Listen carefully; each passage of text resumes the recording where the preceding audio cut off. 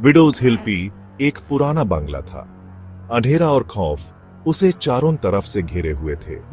लोग कहानियां सुनाते थे, एक भटकती आत्मा की, एक सफेद शरीर वाली औरत की जो उसमें रहती थी। वो बोलते थे वो किसी को ढूंढती रहती है, कोई अपना जो बहुत पहले खो गया। घर बिल्कुल खाली था। उसकी खिड़कियां ऐसे लगती थी जैसे कोई मुर्दा आंखें नीचे देख रही हो। कोई भी पास जाने की हिम्मत नहीं करता था, अंदर जाने की तो बिल्कुल भी नहीं। उस घर में जो काभी बहुत शानदार हुआ करता था। अरुण और विजय दो दोस्त इन सब बातों को बकवास समझते थे। वो जवान और निडर थे, बुढ़ियों वाली कहानियों से नहीं डरते थे। उन्होंने डिसाइड किया कि वो उस बंगला में एक रात गुजरेंगे, ये साबित करने के लिए कि ये कहानियां झूठी हैं और वो कितने बहादुर हैं। उन्हें क्या पता था कि उनका इंतजार मौत कर रही है। जैसे ही अंधेरा होने लगा, अरुण और विजय लोहे के गेट के पास पहुंचे। हवा भारी हो गई और एक ठंडी सी हवा उनके चारों तरफ घूमने लगी। गेट खुल गया जैसे उन्हें अंदर बुला रहा हो। जैसे ही वो अंदर का रास्ता पे कदम रखा, उन्होंने एक एहसास महसूस किया। कोई दिख नहीं रहा था लेकिन वो उन्हें महसूस कर सकते थे। सामने वाला दरवाजा खुल गया और अंदर एक पुराना धूल से भरा हुआ हॉल दिखाई दिया।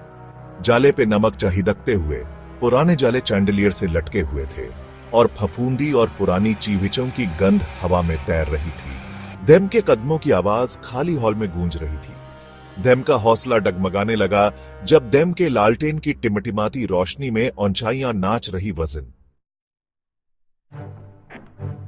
वो हवेली को एक्सप्लोर करने लगे।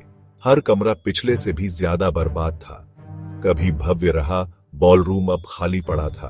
धूल के कण खिड़ताटियों से आती हुई चांदनी में उड़ रहे थे। जैसे जैसे वो आगे बढ़ते गए, देम फुसफुसाहट सुनाई दी, धीमी और दर्द भरी। ऐसा लग रहा था जैसे दीवारें खुद बोल रही हो। अचानक ऊपर से एक आवाज आई जिससे वो भागते हुए ऊपर की ओर गए। देम के लालटेन की रोशनी में सिर्फ एक टूटा हुआ फूलदान दिखाई दिया जो जमीन पर बिखरा हुआ था। लेथातन हवा अलग थी, एक अजीब सी ऊर्जा उसमें थी जिससे देम डर लगने लगा। डर, ठंड और तेज डर देम के दिलों में घर करने लगा। वो एक कोने में मुड़े और देम का सामना उससे हो गया। एक औरत, हसीन और खूबसूरत, सफेद साड़ी पहने हुए।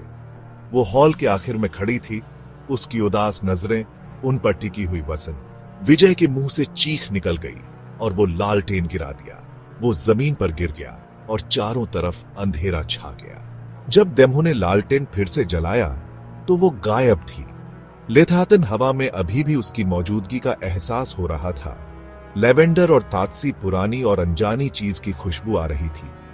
डर देम के अंदर घर कर गया। देम तब एहसास हुआ कि ये कहानियां सच वसन। ये हवेली ट्रू मुझ भूतिया थी।